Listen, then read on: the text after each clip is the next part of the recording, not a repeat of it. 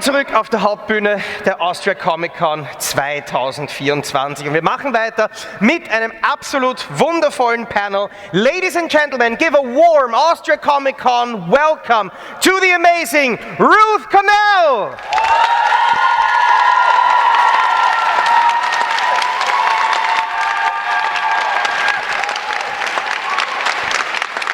Your mic is still lost. Here it is.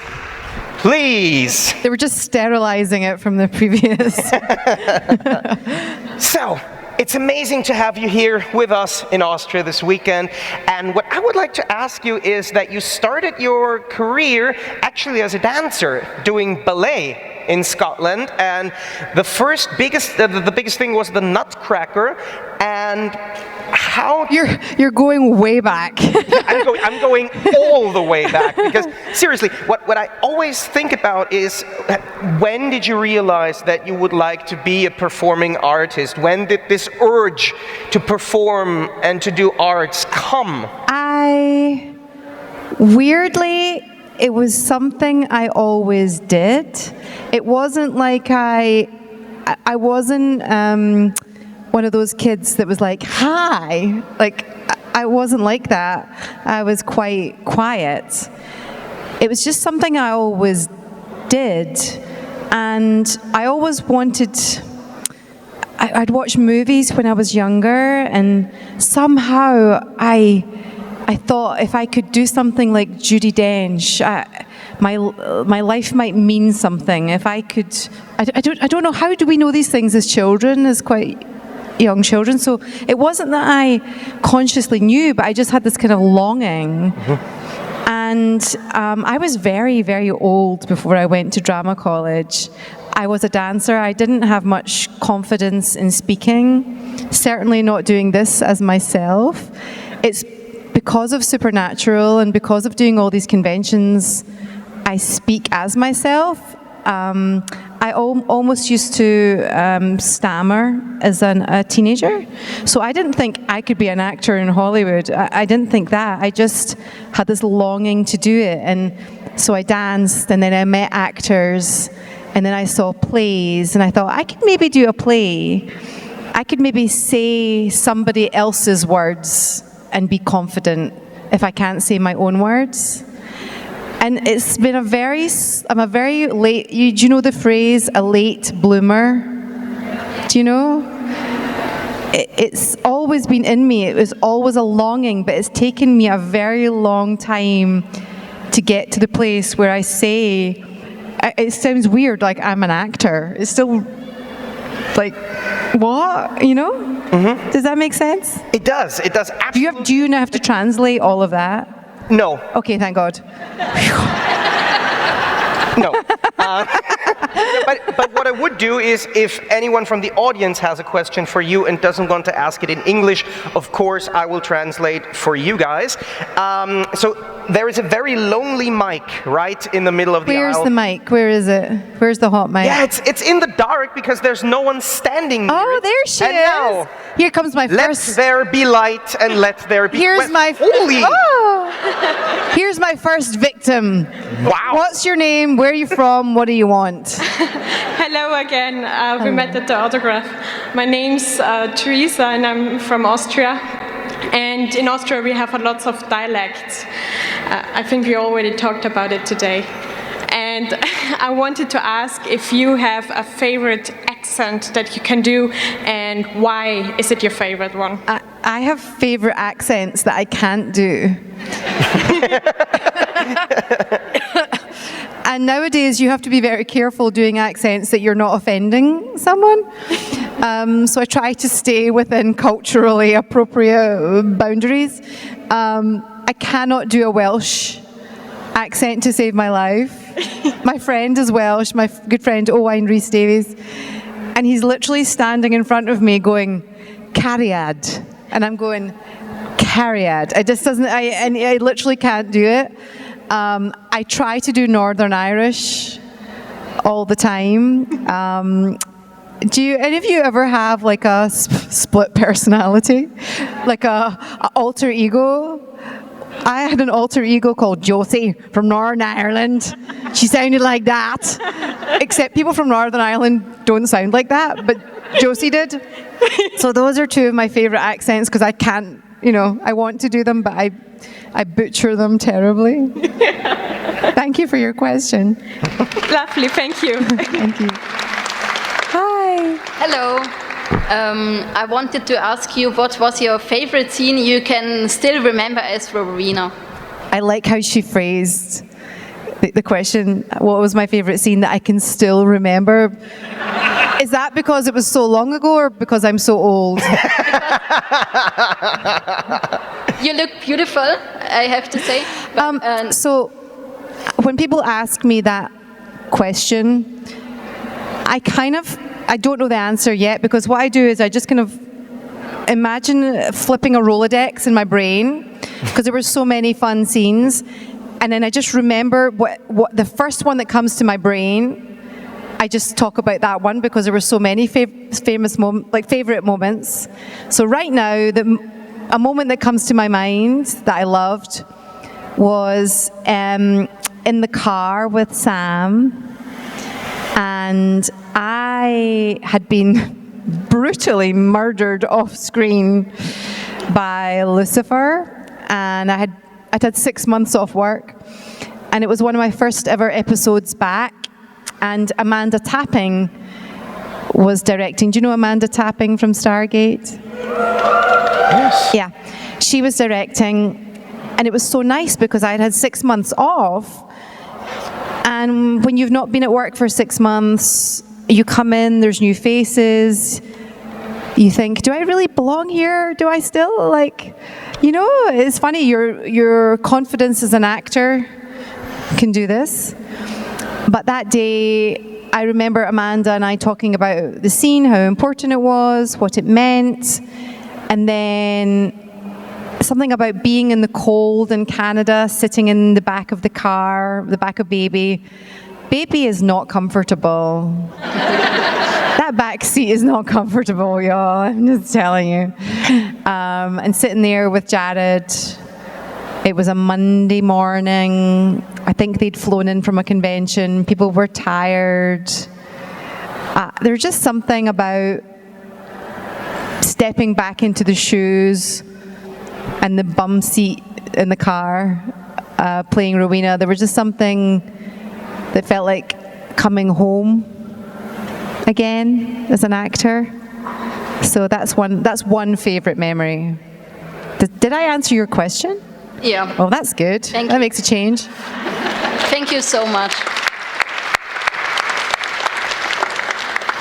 Hello. Another redhead. Yeah, we already met. I'm not real redhead, but yes, thank you. I did my graduating paper about tartans, and so I asked every Scottish person if they have a family tartan. Yes, and apparently it's not very nice. Oh, sorry. No. I think it was my stepmom, Moira. I think there was a wedding. That's always for a wedding, right? People are getting their kilts in Scotland for a wedding. It was somebody's wedding, and they went to get the Mick Connell tartan, and apparently it's kind of like yellow and brown, and I like yellow, I like brown, but not everyone does. So my dad and my stepbrothers actually got the hay, Hay, the hay tartan instead, because that was her family tartan. So I like the fact that they just chose a nice tartan, So I don't actually have any. I should get some. And I know Rob wants to get a kilt at some point.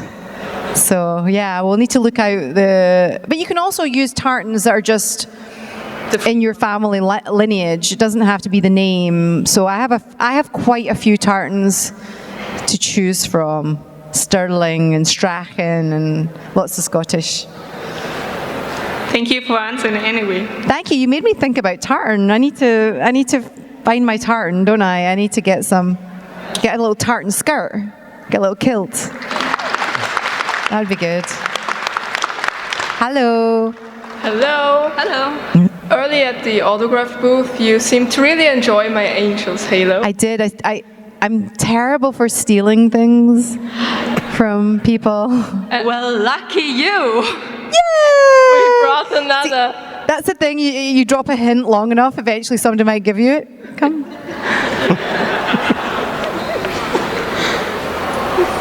Oh, doesn't it? Wait.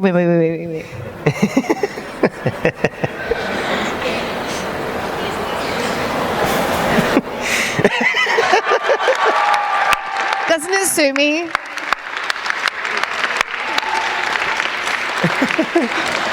Well, I think that answers my question, but I've been thinking all afternoon if you rather wanted to be a demon or an angel if you could choose.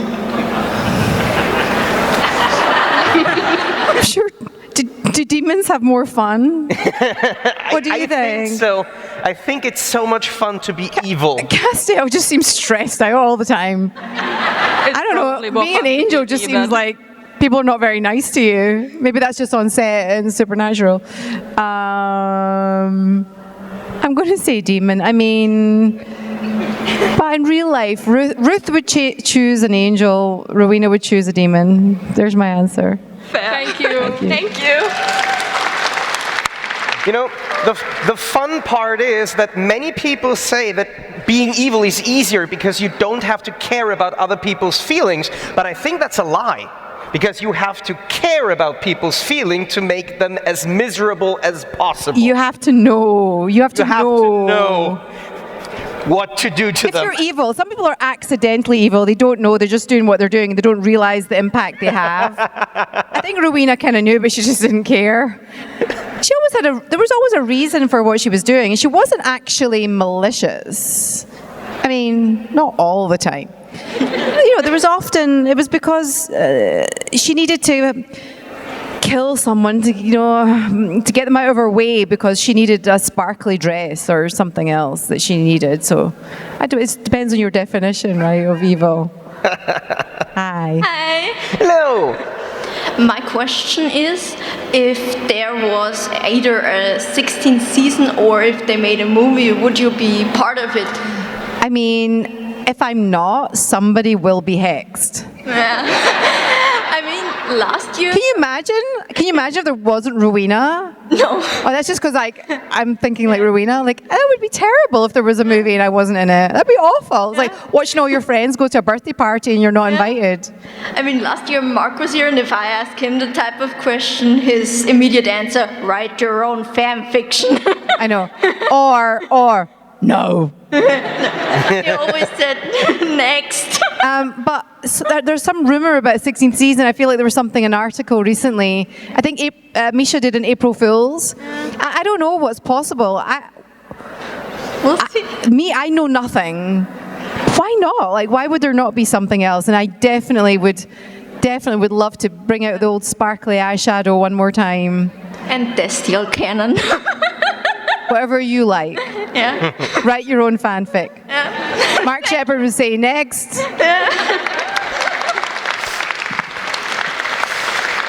Hi. Hi, I just wanted to say I absolutely loved your performance as the night nurse in Dead Boy Detectives. Thank you. And I wanted to ask, what was your favorite part about playing that character? And do you think we'll get news on season 2 soon? Do you also hope that we'll even get that season 2? Yeah, so hands up if you've seen Dead Boy Detectives. Thank you. Okay. Everybody else in the audience who's not seen Dead Boy Detectives, put your right hand up. Put them up and say, I solemnly swear to go home and press play on Netflix and stream it right through to the very end so that Ruth can have a job again in 2024. But you all took your hands down. I don't know what happened. We would all, as a cast, we're texting each other all the time. I joke that we don't have two J's. We don't have a Jared and a Jensen. We've got two Jizzes, a George and a Jaden, who are wonderful, the two Dead Boy detectives, and Cassius and Yuyu, and Brianna Coco and Jen Lyon, and everyone else is wonderful.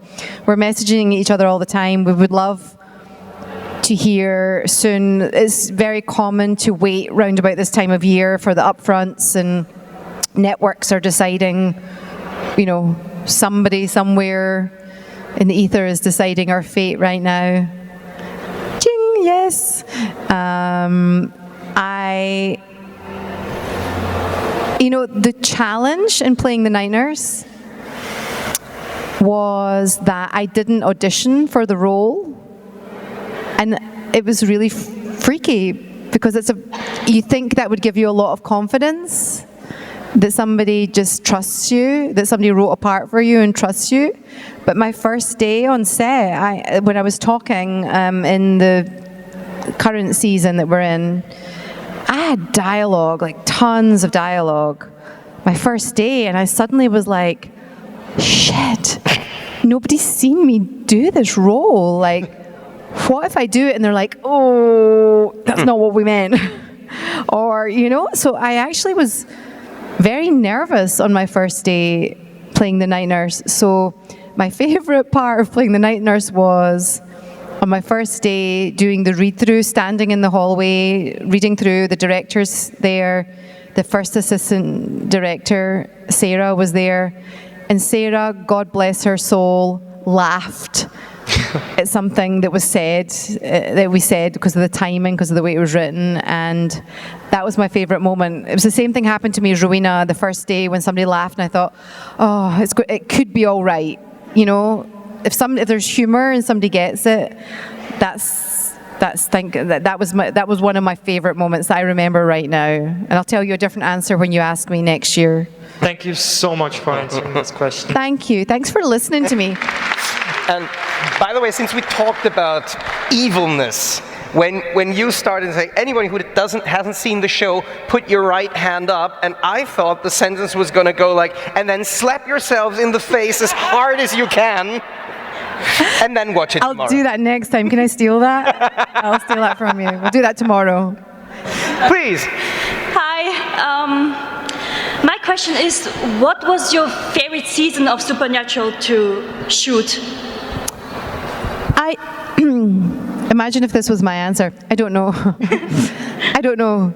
I remember, truthfully, at one point, you know the bit where I'd been really burned by Lucifer, literally, not metaphorically, and I was back and I was living in Boca Raton. I just wanted to meet a Republican and drink martinis, and I remember Rowena at that point, she wasn't trying to make a mega coven.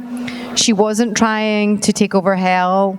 She wasn't trying to kill Crowley Fergus.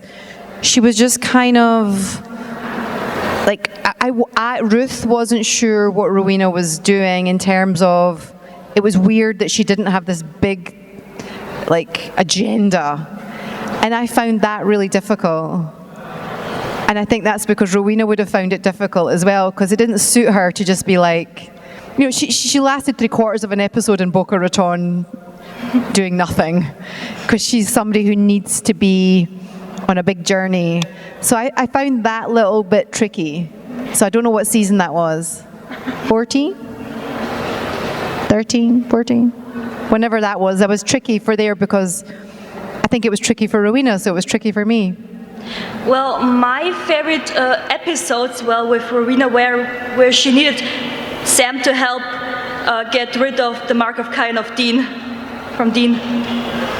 And I really liked those episodes with Rowena. Yeah. No, I love that in the first Blade and everything, and I was so lucky. I was so lucky that some of the writers took care of Rowena, especially in later seasons. Steve Yockey, who wrote Dead Boy Detectives, and Bob Behrens and Meredith Glynn and all the writers, they took such good care of Rowena to the point where they made it that you couldn't just kill Rowena, that it had to be Sam. Therefore, they kind of controlled Rowena's fate and her timeline. So I was really lucky. I was just so lucky all the way through to be in a show where a lot of women got killed very quickly. I was so lucky culturally everyone was becoming aware of having more women on screen and speaking for 50% of the time, which would seem fair because we're 50% of the population, right? But that wasn't the case. We were speaking 27% of the spoken dialogue. So now I'm just lucky I came into the show then, and I'm going to stop waffling on now because I'm talking 99% of the time. And you should say some more. Thank you, wonderful. Thank you very much. Thank you for your question. Hi. Hi. 2 short questions. As you know, your loved son Crowley was here last year. And I'm so sorry. And I've been apologizing for Fergus Crowley Shepherd all morning. Yeah, he was very special. He's a very special boy. Yeah. That is for sure. Yes. There was no acting involved. Yes. But I have to ask you, as he did last year, can you say the hello boys? You know what? When I got the script, I thought it was a cool line. I didn't understand the history. I think Elena said it as well as Abaddon. Is that right? Yeah. And somebody else said it with a little voice. And obviously Mark Shepherd said it a lot. So I'm so glad I didn't know when I knew it was a special line, but I'm glad I didn't overthink it and I just kind of said, hello boys. Yes. And I also like when I used to get to say, those Winchesters. And the other one I get, if I had $1 for every time I got to say, Fergus, Fergus, Fergus, Fergus. Hello boys, with those Winchesters, Fergus, you're welcome. Thank you. And just another little question. Are you Team Sam or Team D? I mean, Rowena, she knows Sam's going to kill her, right? Or she asks Sam, but they have a special trauma bond together. Dean is scarier to Rowena. He's more likely just to take a pie and put it in her face or something. So Rowena might choose Sam, but secretly think that Dean's quite cute. Do you know what I mean? I couldn't say exactly for sure.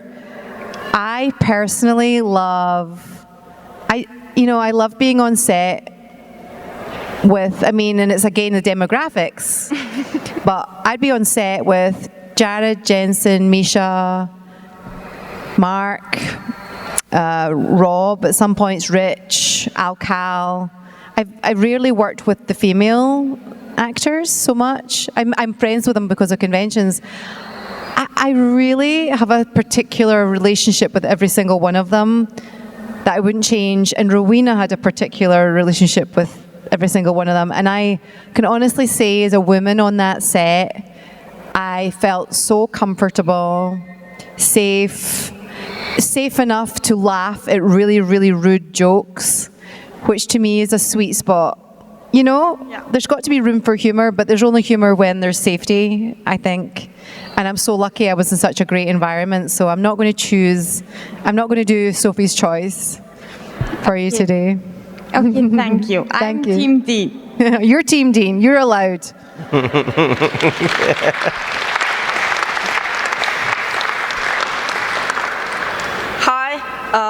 Hi, you look amazing. Thank you very much. I got up at 4:30 in the morning for this.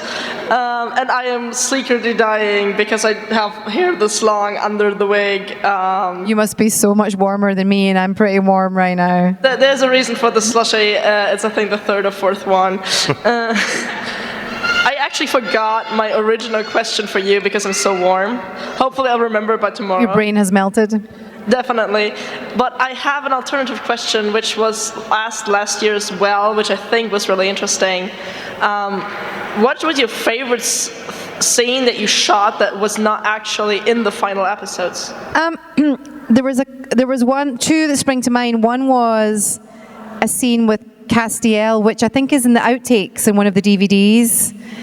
And really, Phil Segrisha was directing it. And it was taken out of the episode for time because there was no real point to the scene. Like, it didn't move the plot forward. It was just the writers having fun with Castiel, and he's so literal, and Rowena realizing, this guy's for real. Like, this guy's not pretending. Like, this angel is he's literally literal. And I really enjoyed that, and I really enjoyed working with Misha, and I liked scenes where I got to really act with, there's less about plot and more about character. So I really enjoyed that, and I didn't enjoy it. It was one of my least favorite things to do, but it's so memorable. There's a scene where I had to stick my finger inside a dead gerbil. It wasn't real, like, they didn't kill a gerbil, but it was really gory. And even though it was only a pretend, it really freaked me out. Those are interesting scenes. They're not as well as the answer we got last year to this question. But I'm very glad to know, because it's always the interesting things that happen that don't end up in the actual show sometimes. Yeah. I'm very glad. Thank you very much. Thank you so much. Thank you, everyone, for being here. I will see you tomorrow at the autograph booth in a completely different outfit. Good luck recognizing me. Thank you so much. Thank you. How many of you all watched Supernatural for the first time in the last 5 years? Yeah, you're only 4 years old, so that doesn't count. How many of you all watched it in the last 10 years? How many of you all saw it from the beginning? Oh, you're the oldest people in the room. Isn't it amazing? Like, all the different generations of people. Hi. Hello. Do you hear me? Hello again. Nice to see you again. Yeah, it's been very lovely meeting you. My name is Elena, and I was wondering... Another Elena with great hair, hey? I can only give the compliment back, as we've talked previously. So I was wondering if you could give me some travel tips, because I'm in med school right now, and I'm planning to move to Edinburgh later. By the way, I'm not sure if I'm pronouncing that correctly. Yes, it's good. Edinburgh. Edinburgh. Right? Just don't say it like the Americans, those goddamn Yankees. Edinburgh. You said it right. Edinburgh. Okay, and I've been to the city previously, but I was wondering, because you've spent so much time there, if you have like some hidden hotspots, something I should visit. Edinburgh is a terrific city to be a student. I imagine it's very expensive now compared to when I was a student there. I love being a student in Edinburgh. There's a vibrant student life, and there's the castle. I think a really cool thing to do is go on a dungeon tour. Edinburgh, when the plague happened, they were like, let's just leave it, and they just built a whole other city on top of the old town. So I think I would recommend doing one of those ghost dungeon tours. Edinburgh Castle, of course. And something I just found out, is anybody here called Margaret? Nobody here called Margaret? Is there one hand there? No. In Edinburgh Castle, there's a chapel, St. Margaret's Chapel. And I just found out last week, if your name's Margaret, you can get married in the chapel in Edinburgh Castle, which would be really cool. I would go I get a taxi to South Queensferry, and it's where the bridges, the Forth Road Bridge, and these beautiful bridges that are really works of engineering genius. I love writers and I love engineers. I think, what would the planet be if we didn't have engineers or we didn't have writers? Doctors and teachers, yes, for sure. Nurses too. But go to South Queensferry and stand at South Queensferry, and you'll see the beautiful bridges. The Forth Road Bridge is famous because as soon as they stop painting it for rust, they have to go back to the beginning and start again. The Forth Road Bridge is never not being painted to protect, because it's made of iron.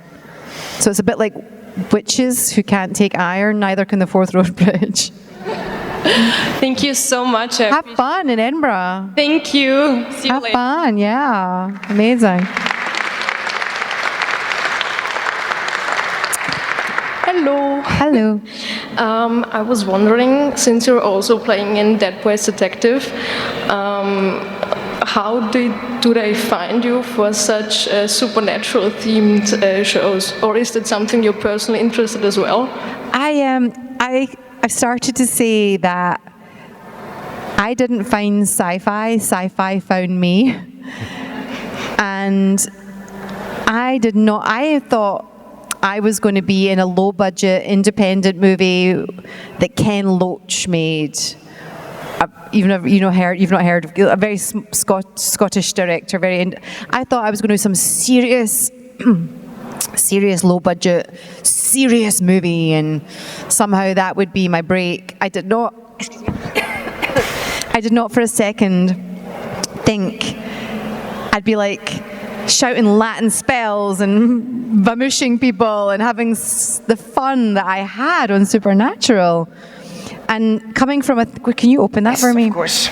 Coming from a theatre background, and then landing in Supernatural was such a perfect fit, because it's kind of larger than life. Thank you. And you have to use your imagination.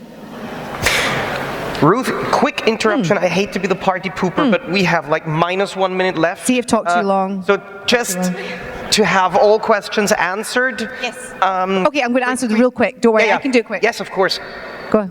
Okay, hello. That's a quick one. After the show Supernatural ended, as we were talking about evil, did you stole something from the set or take something with you, just like a souvenir? No, but I would have. COVID got in the way, so I didn't get to go back. Otherwise, I would have stolen everything I could, but I got nothing. That's quite sad. It's very sad. I'm bitter and twisted about it. Okay, next. I have really a fast question. Do you like the favorite, the Scott have a soft drink which is more drunk than Coca-Cola? Do you like it? Oh, you mean Iron Brew? I could be. I can't. Do I like Iron Brew? It was orange. Orange, Iron Brew, yeah. Diet Iron Brew over ice is great for a hangover. And on that note, I will end. Thank you. Thank you, Ruth CONNELL. Thank you so much.